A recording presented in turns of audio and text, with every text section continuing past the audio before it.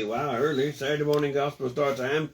Our time stands as 8:30, and we're going to switch over to Studio B to Brother Michael Jenkins, the sports talk. Good morning goes out to you, Brother Michael Jenkins. And good morning to you, Tatum. Good morning to everyone out there. And I thank you all for joining me today. I have a very special guest, Marion's own Derek Crawford, one of the coaches at Keenan High School right now, who, by the way, just won a state championship, which Derek has multiple state championships during his run. Good morning, Coach. How you doing? Good morning, sir. How are you doing this morning? I'm doing great. Are you still under the weather a little bit, huh? Yeah. Yeah. Battle this flu. Yeah, flu. Wow.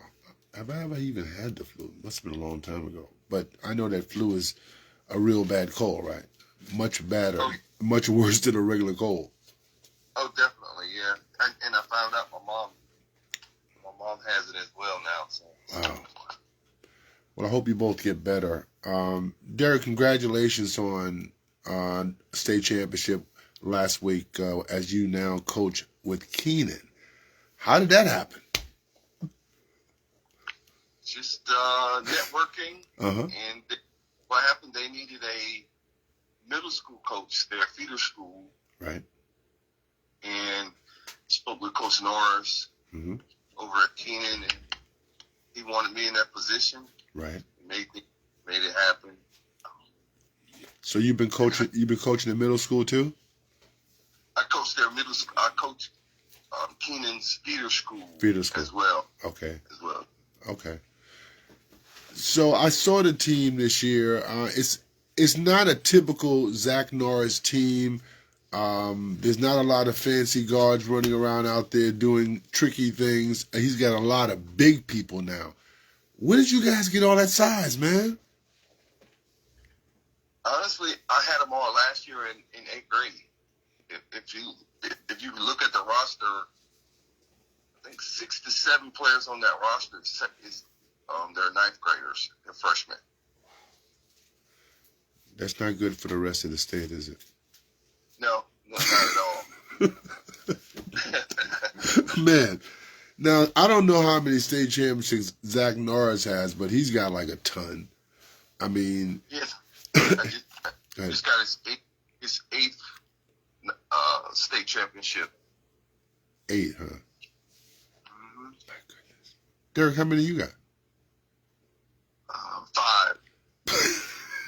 This is almost comical in a way, but you guys have. I mean, now tell us about how you started coaching and why.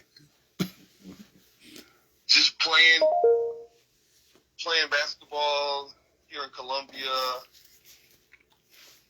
at the recreation center one day, and just said, man, I would love to coach. This was what's crazy, I tell kids this, it was in 1998. Right. And I coached my first rec game ever as a head coach in 1998. Okay. And it just started from there, and I just kept, every year I would keep coming back. And then the kids said, Coach, man, you should coach us AAU. And I'm like, what is AAU? So they talked me through it and told me how to do it. So I did a lot of research on it. Started coaching AAU in 2007. Started my own program in 2007. And just started from there and just kept building relationships with people and around the Columbia area. And it just grew from there. Got a couple jobs, offered a couple jobs. And, just tried to do my best. Be dependable, and it just grew from there. Right. Now, your first coaching job with a school was whom? Was I don't know. A lot of people don't remember Greg. Before Greg was a high school, Greg was a post grad. Oh, was it? The first year ever, Greg was a post grad, and Dion Bade, who's from my area. Mm-hmm. We knew some of the same people. Right. Hired me as assistant coach the first year of Gray ever. They were post grad. I didn't realize that. Yeah, and we coached. They went to high school a couple of years later, but at first we were post grad. and that's the first school I ever coached that was great, Okay. post grad. And I coached with Dion for, I think, 2 years. I coached with Dion. I coached at middle school, another middle school, Blackwood Middle. I coached there for 1 year after I left Dion. And then Coach Stolman, he got the job at Ridgeview. And he hired me as his assistant coach, his 9th grade B-team head coach. And that's when we went on our run over at Ridgeview. And you won 4 times with them, right? 4 times. 4 times. Yes, sir. How many? Go ahead. 3 in a row.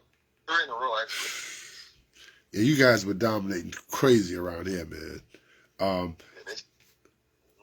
So where's Coach now? Well, he originally came from Oak Hill Academy. Right. And once, we had success at Ridgeview, Oak Hill came back and said, well, we want you back now. We want you to come to Oak Hill, because Coach Smith was resigning, retiring from coaching. Right. So they came and got Stolman and took Stolman back to Oak Hill. And then the staff at Ridgeview was determining what we were going to do. So all of us determined that we were going to just leave.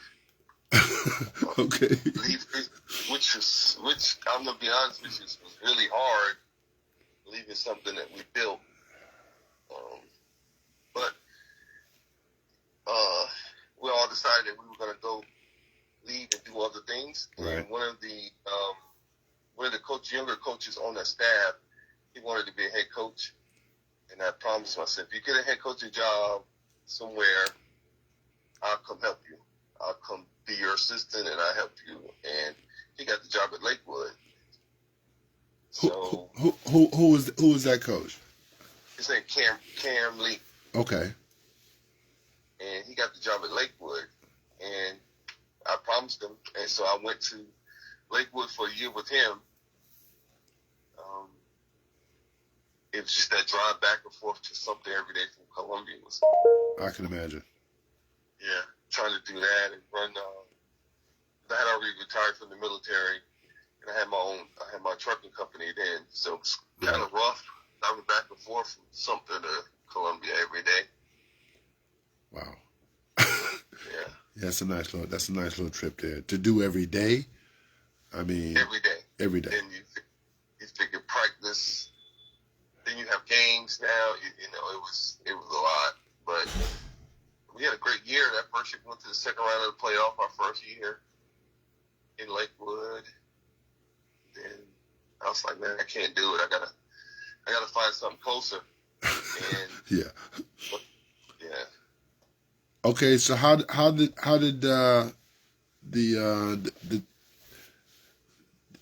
the job that you had with Keenan, how did that job? I mean, you said he needed an assistant, and you just happened to have been available.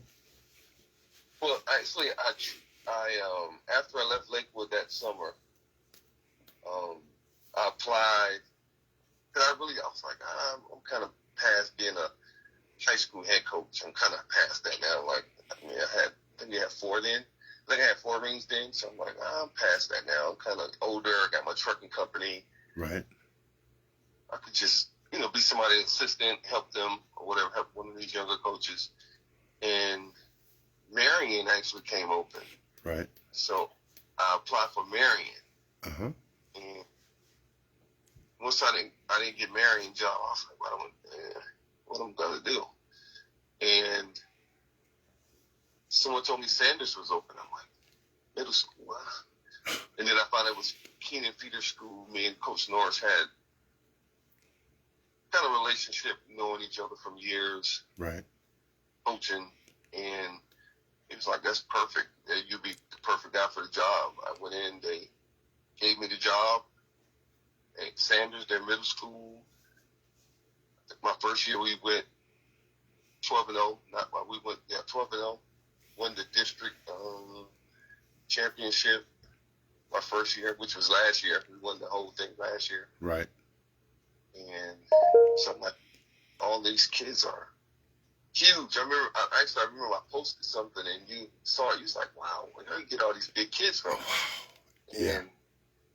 And then all those kids, I pushed them all to Keenan, and they got a state championship their first year.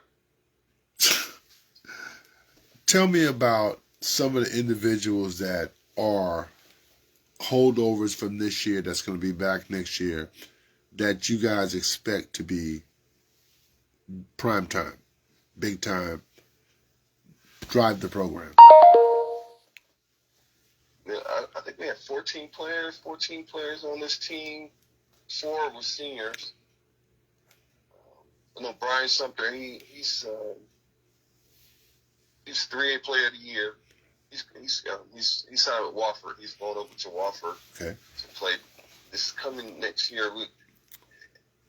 I think on the program they had him as a sophomore, but he's actually a junior. His name is Bodrick Anderson. Okay. He's going to be a key factor next year for that team. Then we have all those freshmen. Right. And honestly, most of those freshmen at any high school they probably would have started varsity or played a lot of minutes. Right. Varsity. That's freshmen. So next year's going to be, I think next year we should have one senior. I think we're going to have one senior next year. Yo, man. Go ahead. Sorry. Mm-hmm. This doesn't bode well for the rest of the state. I mean, Zach is already the guy's got 8 state championships already. I mean, when I look at that team now, Derek, I figure the next 2-3 years, y'all could probably do it every year. That's the plan. Actually, I talked to those freshmen. I think we had 6 freshmen on that team. And I told them last year when we won the middle school thing, I said, listen, we can win 4 in a row. Y'all actually can have a chance to win 4 state championships in a row. We just have to stay together. Right. And keep working. And they trusted me, believed, what I told them. And they all went to Keenan. Because, here you could go to, it's not like Marion where you have to go to Marion High or whatever. I mean, it's certain other schools you could probably go to or whatever once you leave in middle school. Right. And they all said, okay, coach, let's go. And trusted me, and they all went to Keenan. So these are basically your kids then, a lot of them, the youngsters. All of the freshmen, all the freshmen on that team, I coached. Wow. Now you mentioned a district championship. What's the setup in Columbia with middle schools competing against each other, and is there a tournament of some kind? And apparently there is. There is. Okay. Yeah. How does that work? It's just District 1, Richland School right. 1 and Richland School District 2, the 2 districts, and then you just play most of the high schools here has a feeder school. Right. But has a school that most of their kids are supposed to come from. Right. And you just play a regular season schedule. And then after the season, after that, you have a tournament, a district tournament, and you just play in like a bracket type thing. Right. One and done. And when you don't really, we don't really mix where you play District 2 teams and District 1 teams. I think this year coming, it's probably going to be one of the first years they really mix. Now, I was looking at Columbia from where I'm sitting here in Marion. What is the atmosphere like in Columbia for basketball? I mean, the fans and what is it like up there, where it wouldn't be similar in a smaller rural area like us? What's it like up there? It's just, I think that right now, as far as winning wise, you had two Columbia teams in the state championship for 5A. And Right. they're 5 minutes away from each other. So that's kind of telling you what type of. I think Westwood went to the 3rd round. I think Keenan won the state championship. C.A. Johnson went to the Lord. Columbia basketball is it's a lot, but everybody's been successful though. Everybody's winning, have good programs. Most everybody respect everybody. Yeah, it's a lot. Kids just thinking they know or searching for something that they already have and stuff like that. But other than that, I mean, it's a good vibe in Columbia right now. Definitely high school basketball. Yeah. You know what? I was thinking about the major areas in the state, like the Greenville, Spartanburg area, Charleston, and then Columbia. Who do you guys look? What area do you look at that you figure is your main competition? Greenville. To me, I mean, the Dormans and Greenvilles, and the Wrens, and those schools, probably the Greenville area. It's probably the competition. I would say, yeah. How long would you say that has gone on where Greenville has moved up the charts and became basically a power area? Has it been this way for? It's kind of hard to say. I mean, I think I started coaching high school ball I think we got there in 16, 17. So, yeah, it's probably about 6 or 7 years. It's been coming from the area that he's probably been coming from. You could expect a team out of that area to be in the state championship, or you had to go to a team out of that area get to the state championship or something like that. So, Right. Yeah. Let's talk rivalries. Who's Keenan's big rivalry? Or just everybody? Because Zach, well, he would have destroyed everybody anyway. I mean, who would you consider? What? It's some rivals there because I know some of the guys that was on the staff this year played for Coach Norris, and they would talk about the rivals and Keenan against the Eau Clairs. So that'd be right. Well, I know that. Isn't it Dreer and Lower Richland? Aren't those two big ones? Yeah. Now I have. They're pretty good. They're pretty good schools. I have witnessed a couple of games at Lower Richland. I guess that's the only high school game I've ever seen in Columbia. Back several years ago when Debbie was there, and it was intense in that gym, man. I'm talking. I mean, the coaches. I mean, what was this lady's name that was coaching Dreer at the time? She won a bunch of state championships too. But she and Debbie were going at it like it was war, man.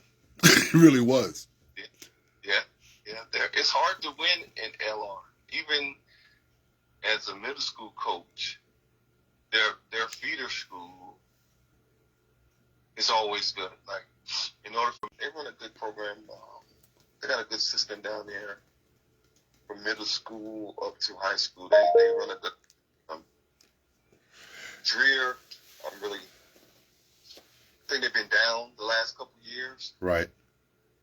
Because it's just so many kids. There's so many kids in Columbia, and if you don't get the right pieces, and every year you're gonna have to have the right pieces every year to compete in Columbia. If you don't, then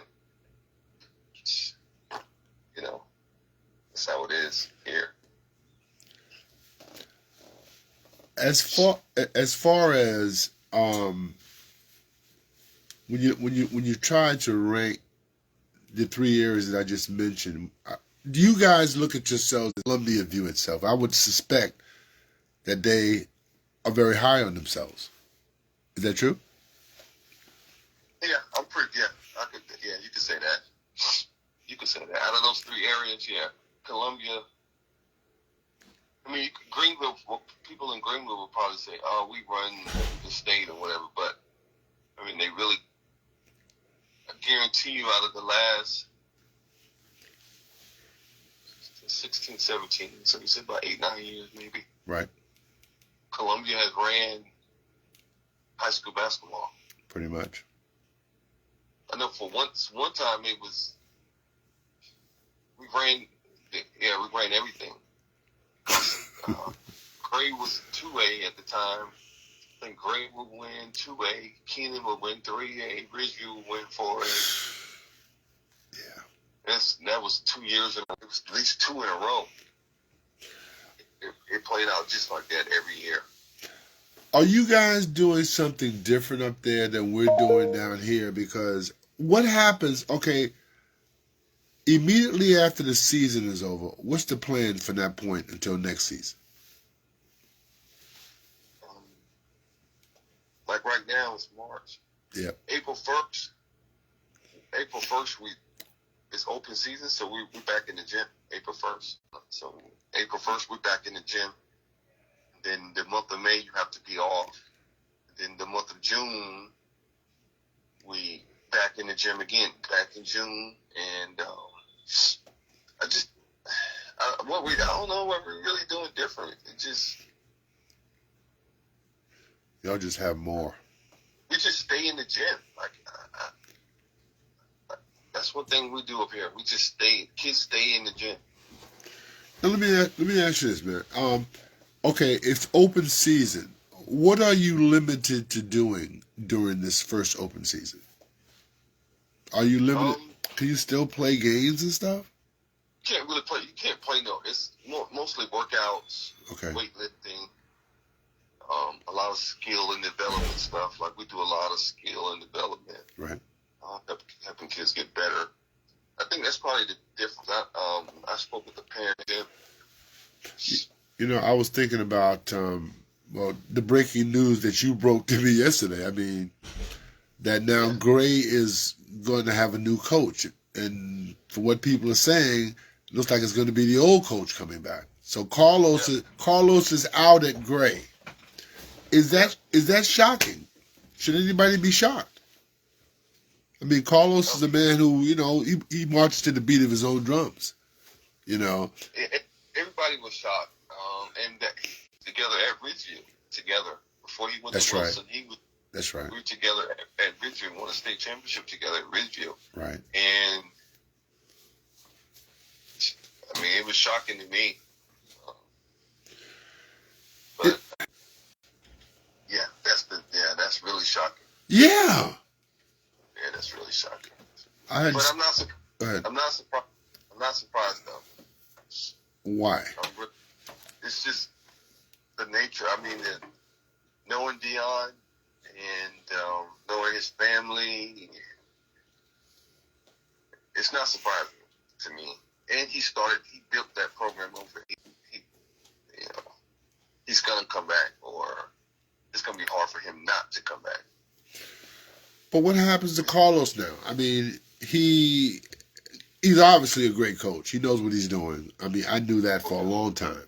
I like Carlos. I mean, I've been around him a little bit. He don't say a lot, but when he's on that sideline, he's getting work done. He's putting work in. I know that. And he's done a lot of great things for Wilson program while he was there, bringing in all kinds of fancy teams from all over the place. I mean, he's done a lot there, but he wasn't there for very long. You know, I thought he would. Being an alumni, I thought he would be in Wilson forever. Didn't turn out that way. Yeah, it was just probably, and with knowing Los, he has driving from Florence to Columbia every day because he lives here in Columbia. Driving every day, and you don't really pass up a great opportunity. He was just won like 6.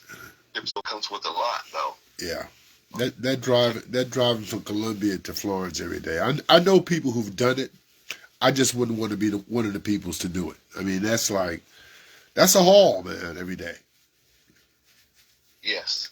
Yeah, I can. I turned down a couple of jobs, assistant coach jobs, because I didn't want to do that job every day. So. I don't blame you. Dion, look, any final words, anything you want to say to the people? This is your county, this is your town, whatever. Anybody you want to wish or whatever? I just appreciate the support. Being from there, and when people see me, like I saw y'all guys at the in Florence, right, at the upper state championship. Just seeing people that I know, a guy I've been knowing for years, Drac from Dillon. That's my boy. I think big man for the support and appreciation. I really do. Well, we're all proud of you, man. I mean, you're doing big things, and you're from here, and you never denied being from here. You know where you're from, and we love you.